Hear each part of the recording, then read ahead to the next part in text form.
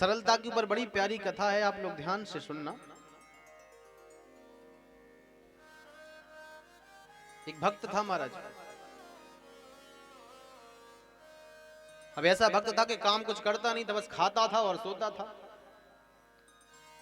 और खाता भी थोड़ा बहुत नहीं था, बहुत ज्यादा खाता था। और इतना खाए कि खाते ही खाते नींद आ जाए। अब जहां खाए वो वहीं लुढ़क जाए, इतना खाता था। अच्छा, संसार भी बड़ा स्वार्थी है। घर के लोग भी त्रस्त हो गए। काम का ना काज का, ढाई सिर नाच का। काम कुछ करता नहीं है, बस खाता ही, और जहां खाता है वहीं लुढ़क जाता है। तो घर के लोगों ने भी कहा कि जाओ, तुम हमारे काम के नहीं है, भाग जाओ। घर के लोगों ने भगा दिया। कहां जाए? रास्ते में जा रहा था तो महाराज वृंदावन में पहुंचा। एक आश्रम के बाहर एक बड़े मोटे ताजे संत बैठे थे। पूछा, महाराज जी, सोचा कि ये बड़े मोटे ताजे दिख रहे हैं, लगता खूब खाते होंगे। कहा कि महाराज जी, ये मंदिर है, आप क्या करते हो? बोले, हम यहाँ के सेवक हैं। अच्छा, आप महंत जी हो? बोले, हाँ, हम महंत जी हैं। तो महाराज मुझे चेला बना लो। बोले, बन जाओ। क्या करना पड़ेगा? बोले, कुछ काम नहीं करना है, बस रहो बढ़िया, राम नाम का जाप करो, भजन करो और आनंद से रहो। तो बोला, महाराज पंगत भोजन कितनी बार होता? बोले, 3 बार। तो बोले, महाराज मैं तीनों पंगत में बैठ सकता हूं? बोले, खूब भरपूर प्रेम से तीनों पंगत में बैठो। अब तो उसने सोचा, ये काम बढ़िया, करना भी कुछ नहीं है, बढ़िया भगवान का भजन करो चाहे मत करो, खूब भोजन पाओ। अब उसको क्या मालूम था कि यहां भी एक समस्या आने वाली है। आज महाराज भाई भोला उठा और देखा कि ना अग्नि जल रही है, ना चूल्हा चेत रहा है, ना कोई भोजन बनाने वाले भोजन बना रहे हैं।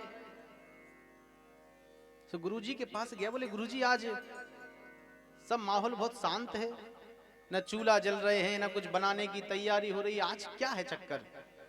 गुरुजी बोले, अरे हम तुम्हें बताना भूल गए भैया, आज एकादशी है। एकादशी? अरे राम, गुरुजी ये क्या होती है? बोले, बेटा एकादशी में व्रत होता है और द्वादशी में भोजन प्राप्त होता है। चेला बोला, गुरुजी अब हमसे एकादशी मत कराओ। क्यों?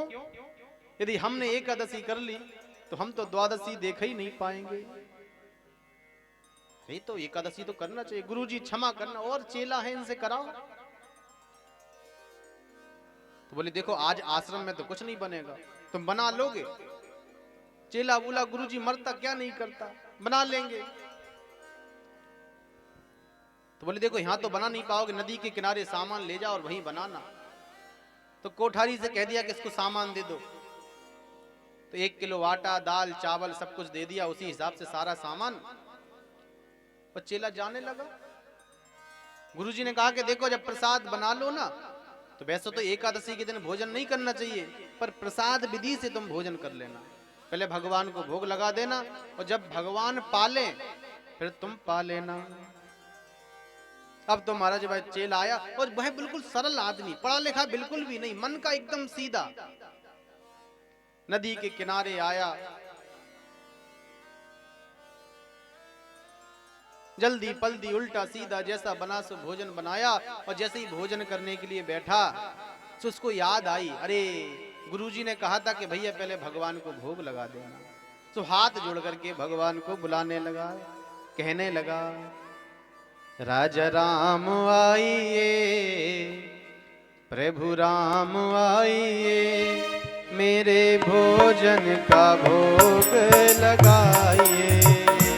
राजा राम आइए, सीता राम आइए, मेरे भोजन का भोग लगाइए। आइए सीता राम आइए, मेरे भोजन का भोग लगाइए। हाथ जोड़ करके भगवान को पुकारने लगा, प्रभु आइए और भोग लगाइए। अब उसने तो सोचा कि शायद भगवान साक्षात ही आते होंगे। भगवान नहीं आए तो भगवान से कहने लगा, देखो आचमनी अर्घाना आरती यहां यही मेहमानी, रूखी रोटी खाओ प्रेम से, पियो नदी का पानी। देखो आज 56 भोग नहीं है प्रभु, आज तो देखो भैया इस चेला ने बनाया है रूखा सूखा, जैसा नदी के पानी से तो जैसा बने सो पा लीजिए। लेकिन जल्दी आ जाइए, यहां बहुत दिक्कत हो रही है, भगवान नहीं आए। भक्त ने फिर कहा, और इस बात से भगवान रीझ गए। भगवान भक्त ने कहा देखो चक्कर में मत पड़ो, तुम सोच रहे हो कि आज हम मंदिर में जाएंगे वहां में 56 भोग मिलेंगे, तो आज इस चक्कर में मत रहना। भूल करोगे यदि तज दोगे, भोजन रूखे सूखे। एकादशी आज मंदिर में बैठे रहोगे भूखे। राजा राम आइए, प्रभु राम आइए, मेरे भोजन का भोग लगाइए। राजा राम आइए, सीता राम आइए, मेरे भोजन का भोग लगाइए, मेरे भोजन का भोग लगाइए। इस बात से भगवान रीझ गए और भगवान को दया आई, और भगवान जो है माता सीता के सहित प्रकट हो गए। सीता समारोपित वामि भागम। सीता राम जी प्रकट हो गए और भक्त ने भगवान को प्रणाम किया, और प्रणाम किया और फिर उदास हो गया। अब फिर राम जी को देखे और फिर रोटियों को देखे। भगवान बोले क्यों भैया क्या हो गया? बोले कुछ नहीं, गुरुजी ने कहा था कि भगवान को भोग लगा देना, तो हमें मालूम नहीं था कि आप एक नहीं दो आएंगे। चलो पर आ गए, बड़ा अच्छा लगा, लेकिन थोड़ी बहुत एकादशी आप हमारी करवा ही दोगे। महाराज चेला ने भगवान को भोग लगाया, भगवान को प्रसाद पवाया और कहा कि देखो अब अगली बार इतना परेशान मत करना, थोड़ा जल्दी आ जाना, बहुत समय लगाते हो आप आने में। और हम समझ गए, अच्छा ये बताओ दोनों ही लोग आओगे? भगवान ने कहा चिंता नहीं करो, हम आ जाएंगे। चेला गया, भूल गया। फिर एकादशी आई, गुरुजी बोले अच्छा बेटा आज भी जाओगे? चेला बोला और क्या कर सकते हैं गुरुजी, जाएंगे। पर गुरुजी एक बात है, क्या? बोले थोड़ा सामान बढ़वाओ। क्यों? बोले हाँ एक नहीं दो भगवान आते हैं। अच्छा गुरुजी ने सोचा शायद ये भूखा रहा होगा तो इसलिए कह रहा है, तो कह दिया कि हाँ हाँ भैया इसको थोड़ा सामान और बढ़ा दो। बोले कितना आटा? बोले 2 किलो आटा। महाराज आटा दाल चावल सब लेकर के वह नदी के किनारे गया और बड़ी मुश्किल से भोजन बनाया, और भोजन बना के फिर उसको याद आई कि हाँ भगवान को बुलाना है। तो अब कहने लगा सीताराम आइए, राजा राम आइए, मेरे भोजन का भोग लगाइए। सीता भोजन का भोग लगाइए।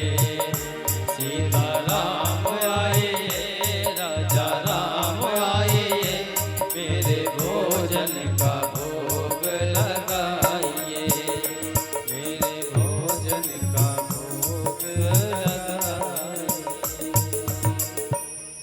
महाराज अब की बार सीता और राम जी के साथ में लक्ष्मण जी पधार गए। दक्षिणे लक्ष्मणो यस्या, बामे चा जनकात्मजा। अब तो महाराज चेला का दिमाग खराब हो गया, और अब फिर रोटियों को देखे और राम जी की ओर देखे। चेला बोला अच्छा ये बताइए कौन है? बोले हमारे छोटे भैया। छोटे भैया लग तो नहीं रहे, गोरे गोरे और आप काले काले, ना तो शरीर से लग रहे हैं ना स्वभाव से लग रहे हैं। और पहले गुरुजी ने कहा था भोग लगाना, मैंने एक की व्यवस्था कर रखी थी, आप 2 आ गए। अब हमने 2 लोगों का भोजन बनाया तो ये भाई साहब आ गए आपके साथ में। अब लगता है थोड़ी बहुत एकादशी तो आप हमारी करा ही दोगे।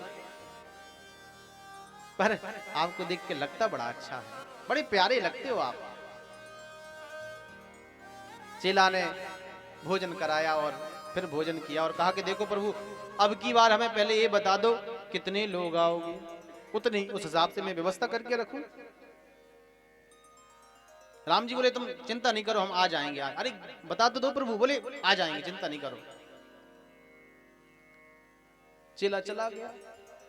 और गुरुजी को, अब उसने तो ये सोचा कि शायद भगवान ऐसे ही प्रकट होकर के भोग लगाते होंगे, उसको तो मालूम नहीं। अगली बार फिर एकादशी आई, गुरुजी बोले क्यों बेटा अब इस बार भी जाओगे? गुरुजी जरूर जाएंगे, पर गुरुजी बहुत दिक्कत है। क्या? बोले गुरुजी आपने मेरे पीछे बहुत सारे भगवान लगा दिए, एक नहीं 2-3 भगवान आते हैं। गुरुजी ने सोचा कि 2-3 भगवान आते हैं तो क्या करें बेटा? बोले गुरुजी मेरा सामान बढ़वाओ। क्या सामान? बोले गुरुजी 10 किलो आटा। तो गुरुजी ने सोचा ये अकेला व्यक्ति 10 किलो आटा खा जाएगा। तो गुरुजी ने सोचा लगता है ये बेचता होगा। बोले इसकी परीक्षा लेके देखते हैं करता क्या है। कोठार से 10 किलो आटा दिलवा दिया और महाराज चेला गया और पीछे पीछे गुरुजी गए। और ये चेला ने आज क्या किया? आज भोजन नहीं बनाया, आज ये चुपचाप बैठ गया और भगवान को बुलाने लगा। बोले आज मैं पहले देख लूं कि कितने आते हैं। तो भगवान को पुकारने लगा, राजा राम आइए, सीता राम आइए, मेरे भोजन का भोग लगाइए। राजा राम आइए, सीता राम आइए, मेरे भोजन का भोग लगाइए, मेरे भोजन का भोग लगाइए, ओ मेरे भोजन का भोग लगाइए। जो भक्त ने पुकारा तो भगवान राम जी अपने पूरे दरबार के सहित प्रकट हो गए। राम लक्ष्मण भरत शत्रुघ्न हनुमान जी हमारे सारे पूरा दिव्य दरबार प्रकट हो गया। और भक्त तो हाथ जोड़ करके रह गया, जय हो प्रभु, जय हो जय हो जय हो। पहले एक को बुलाया तो 2 आए, और 2 को बुलाया तो 3 आए, और आज 3 को बुलाया तो पूरा परिवार लेकर के आए। लेकिन सुन लो, आज हमने भी भोजन नहीं बनाया। क्यों नहीं बनाया भैया? बोले जब कुछ मिलना ही नहीं है तो हम क्यों बनाएं? आज तो वो रखा सामान, बनाओ और खाओ। और महाराज भाई चेला तो हाथ जोड़ करके बैठ गया। गुरुजी एक पेड़ के पीछे छुप गए, चेला बैठा है कुछ कर नहीं रहा है। और फिर क्या था महाराज? राम जी ने कहा कि देखो भैया आज भक्त की यही इच्छा है। हनुमान जी जो है लकड़ियों को लेने गए, अपनी पूंछ से लकड़ियों को झाड़ करके रखते हैं, और विश्व भरण पोषण कर जोई। हमारे भरत जी महाराज भंडारी बन गए, भोजन बनाने लगे। माता जानकी जी सब्जी बनाने लगी, और जो माता जानकी जी बनाने लगी भोजन, तो अब तो संत महात्मा जो दिव्य संत थे वह भी प्रकट हो गए। चेला ने आंख खोल करके देखी, लो बचा कोचा थोड़ा बहुत बचता भी तो ये साधु महात्मा आ गए, ये नहीं बचने देंगे। भगवान ने कहा कि तुम आंख बंद करके क्यों बैठे हो? चेला बोला प्रभु जब हमें कुछ मिलना ही नहीं है तो मैं देख भी तो नहीं सकता, इसलिए आंखें बंद करके बैठा हूं। गुरुजी ने देखा कि ये चेला बैठा है, बना नहीं रहा है, वो बातें कर रहा है, किससे कर रहा है। गुरुजी कहे कहो बेटा क्या कर रहे हो?